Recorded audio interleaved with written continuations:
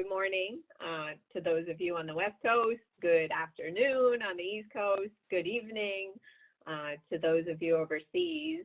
My name is Robin Brown. I have the pleasure of being the DMSMS Program Manager and Parts Management Program Manager for the Office of Secretary of Defense for about 5 years now. It's definitely the best job that I've ever had because I have the honor of leading, I think it was a 275 member working group now of both government and industry, working on many strategic objectives to make us in the DMSMS world and parts management world even more efficient and effective than we already are. Prior to being at the Defense Standardization Program Office for 5 years, I was the NAVAIR DMSMS lead. So I had the pleasure of helping all 35 plus NAVAIR program offices set up their DMSMS management programs. Okay, all right, cool. So at NAVAIR, even now, leadership is constantly asking me, why do you do what you do? So how are you positively impacting readiness? How are you, show me the money, like what is the return on investment of doing parts management, better part selection, better planning, and also proactive risk-based DMSMS management. So I'm here today to talk to you all about why metrics matter, why compiling data, even though I know it's a pain, and thinking about metrics and figuring out, what are those metrics that matter most and how to justify our existence in the work that we do to get buy-in from leadership. Thanks, Robin. Looking forward to it. Go ahead and tee up her presentation. Right. While we do that, I just wanted to point out that I'm amazed and super excited that I hadn't heard what Ethan was going to say, what Peter was going to say, or what Dan said. And I'm super amazed that there's so much overlap between what they just said and what I'm going to say. So I could just say ditto. No, I saw your presentation. There's a fresh perspective here. So definitely go to town. Yeah. Well, I think one of the things that I want us to do, honestly, is be even more strategic and think outside the box even more. And I hope I can tell you why through this presentation. But as everybody's already mentioned, you all know that DMSMS is inevitable. And it's becoming more prevalent, right, as a result of, what Dan was talking about with the rapid technology changes. We have longer operational lives, of our DoD systems. And really, in my opinion, DoD isn't able to influence industry to resolve DMSMS issues because we don't have the clout that we used to. We don't really have a large enough market share. I think we're less than 0.1% of the market currently. So it's the cell phones, the iPads, the computers, automotive industry, they're kind of like running the show. And I know through doing some research, my team did some research, and we've identified that DoD spends about $2.4 billion, and I know it's probably even more than that because we didn't get a complete data set. But we spend about $2.4 billion annually to resolve DMSMS issues, and more than 90% of those costs are associated with out-of-cycle redesigns. And that average, each of those redesigns average about $2.3 million.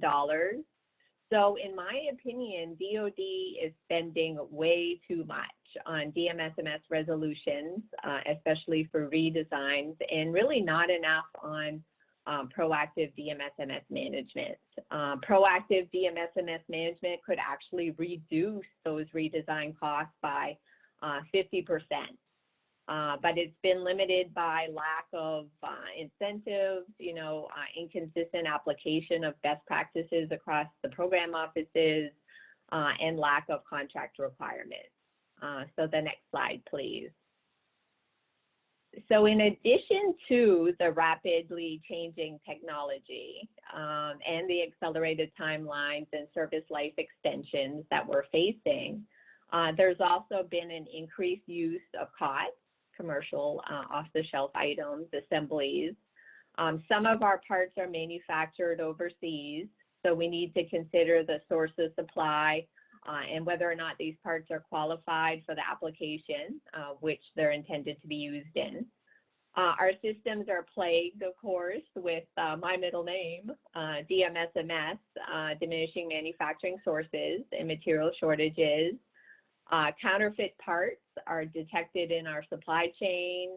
We need to consider things like RoHS, reduction of hazardous substances, lead-free restrictions, and other considerations in the environment in which the part will be used in. For example, parts in land-based aircraft may not be suitable for use in ship-based aircraft that operate in severe marine environments and are more exposed to corrosion. And all of these factors really increase the risk for DoD weapon systems and equipment, especially in sustainment. So the next slide. So as everybody said, and Dan just mentioned, many of you are maintaining aging fleets. You know, our B-52s are as old as 1952 Cadillacs, A-10s as old as 1977 Chevy Caprice, B-1s, 1986 Ford Taurus. So you all get the point.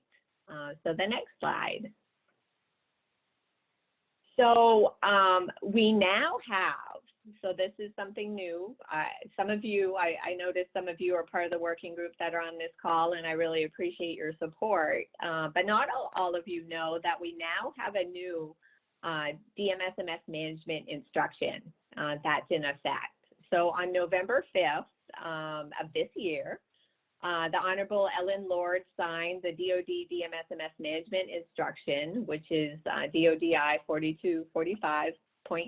I love saying that. Since we haven't had an instruction since 1976. So strategically, this DODI is aimed at reducing the cost that the department incurs to resolve DMSMS issues, as well as mitigating any ill effects of those issues on things like schedule, readiness, operational availability. And this DODI contains provisions for establishing, verifying compliance with, and enforcing the requirement to conduct risk-based proactive DMSMS management for all items throughout the entire life cycle. In accordance with the FD22, which Ethan mentioned, the DoD DMSMS guidebook, and also FD26, which is our new DMSMS contract language guidebook. So what does this instruction do for us? It gives a clear direction to higher level organizations to establish policy guidance for DMSMS management. And really, this is important to us because it provides continuity for practices across all organizations that deal with DMSMS issues. It also requires that the DoD component heads establish, develop, and implement integrated risk-based DMSMS management in their policy, procedures, regulations, guidance, and training. There hasn't really been a clear requirement for DMSMS management for many decades, as I mentioned, and the instruction requires DMSMS management be integrated in all aspects of all DoD equipment from development to disposal for all ACAT programs. It also standardized DMSMS management across the services. This should enable collaboration, I believe, at a level that we haven't yet experienced, and the institution of proactive DMSMS management in all organizations that have military equipment. Plus, last but not least, we should be saving the government money in total ownership costs and increasing readiness. So the next slide. So what is risk-based DMSMS management? So it's when we load our parts list into our DMSMS predictive tools for electronic parts and do market surveys for non-electronic parts and forecast when DMSMS issues are going to arise. By doing this, we are increasing our window of opportunity and buying us time to make more cost-effective decisions.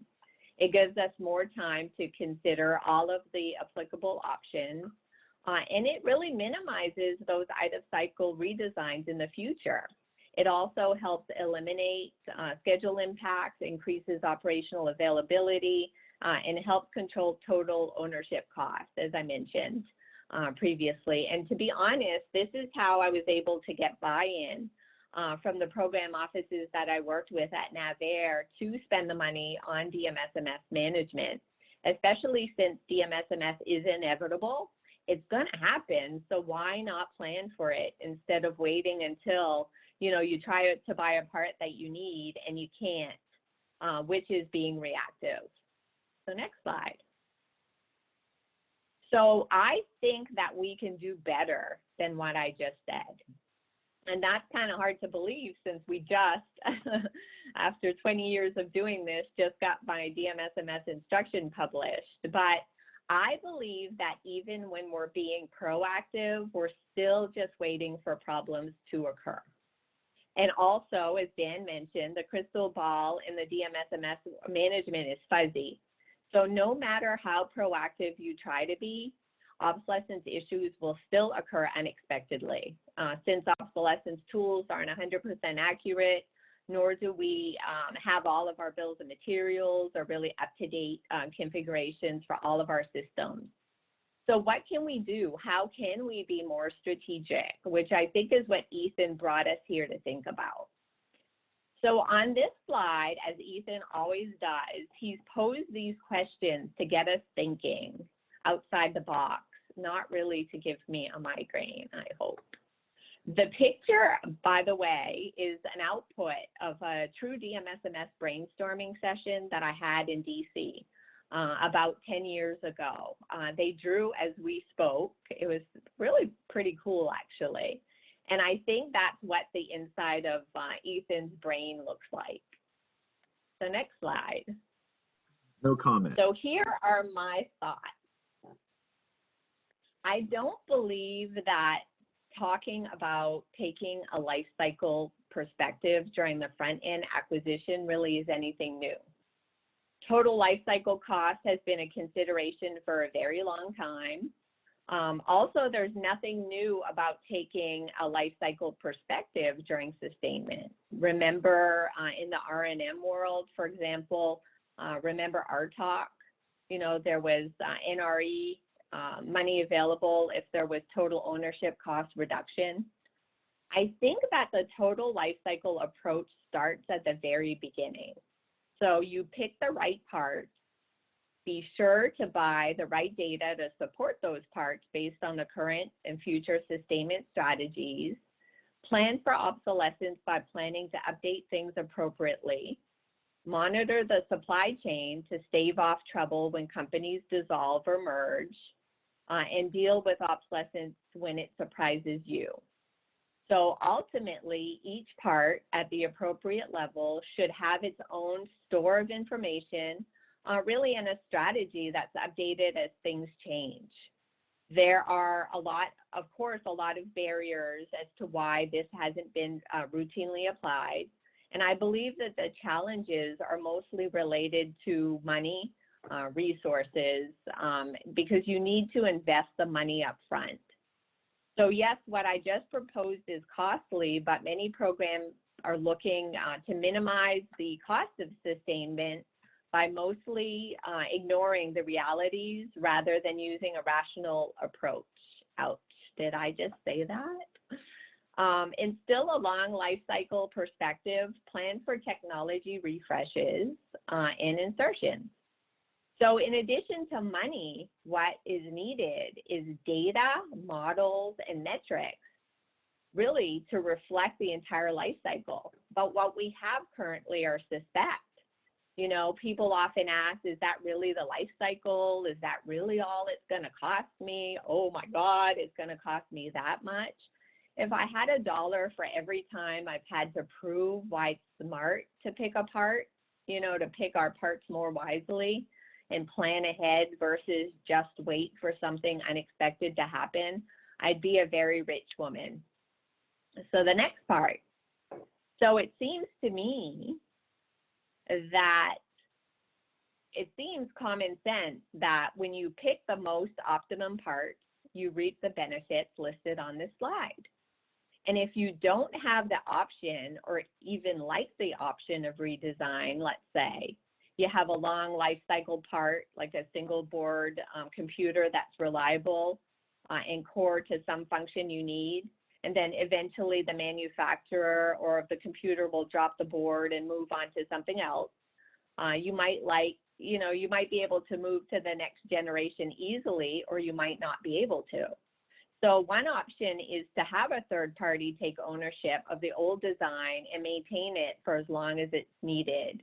And this is something you can plan if it's desirable and cost effective.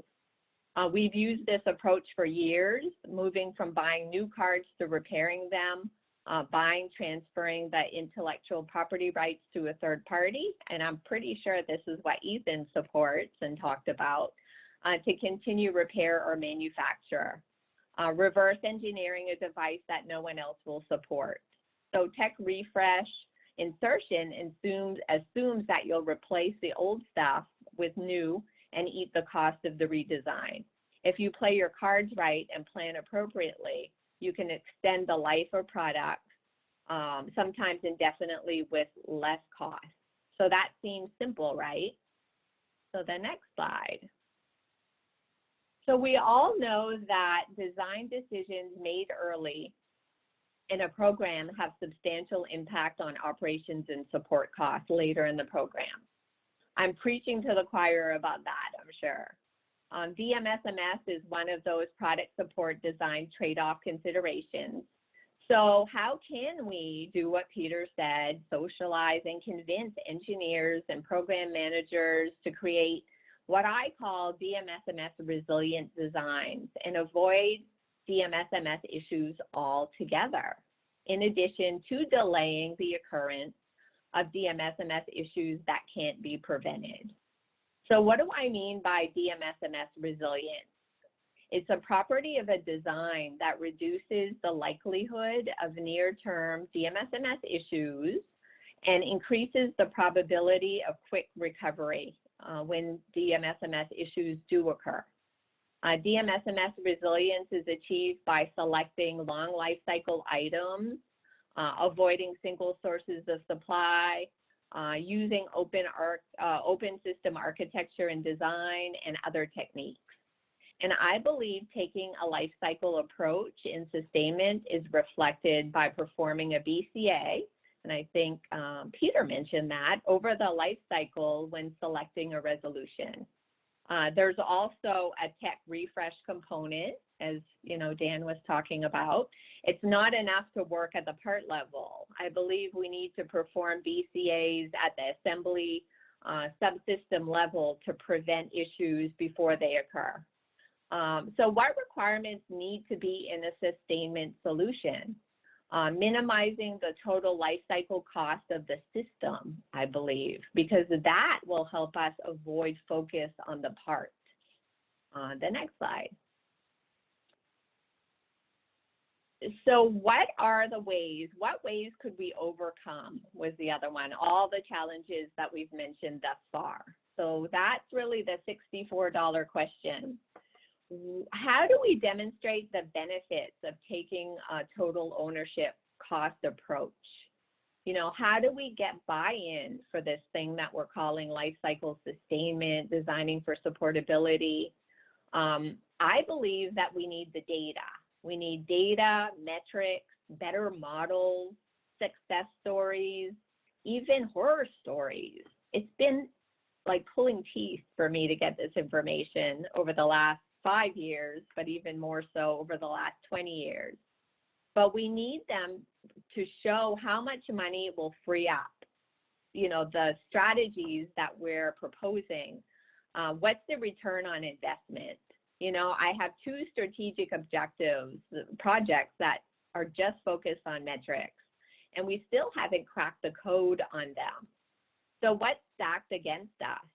The pressure on program managers to keep costs down and stay on schedule from early design throughout production creates an inability or unwillingness to expend time and resources to ensure that selected parts will be available and effective once the system is in sustainment.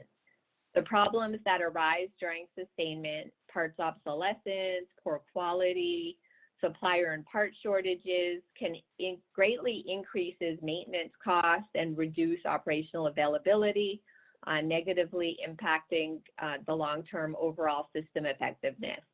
No one really is graded on sustainment early on. It's performance, cost, and schedule.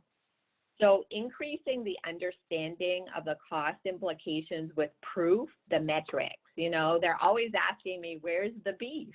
Where's the meat? Where, show me, if I do what you say, it'll save me time, money, we need that to have life cycle sustainment as a goal versus not, the key is addressing this challenge. So I believe that if decision makers are convinced, then the other issues, solutions will follow suit. So those are my thoughts, and I look forward to discussing this some more. I have some other ideas on how we can do that strategically on the panel.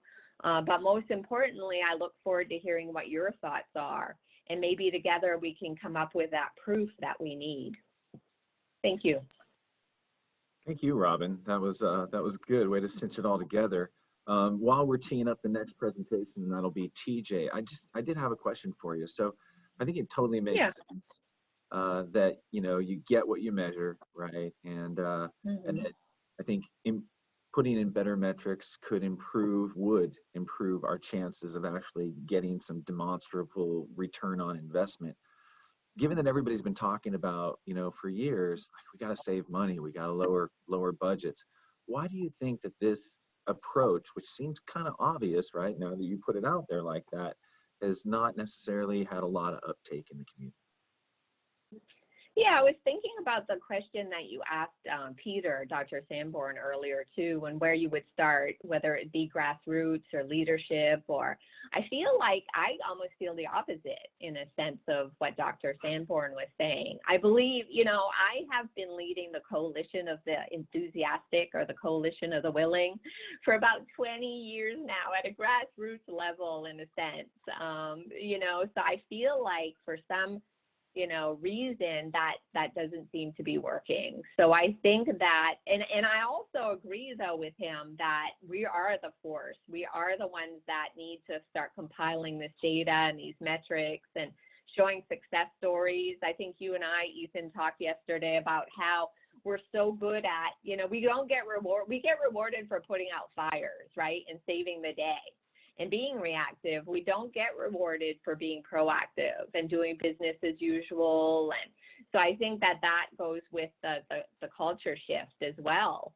And we are really good at workarounds also. So I was just trying to change a legislative proposal on lot buys. To make a long story short, I was trying to change the 2-year rule, and I needed some examples and some evidence of why that was hindering our ability to do what we need to do.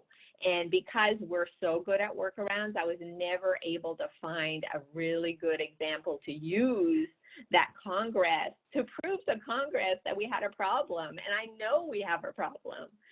So I think it's both, I think the timing is right with the new policy. I did put a hook in for parts management and part selection. It is in design. You need to, prior to PDR, or at least at PDR, ensure that you're not designing in obsolescence. We're getting, the DMSMS community is getting a lot of visibility right now.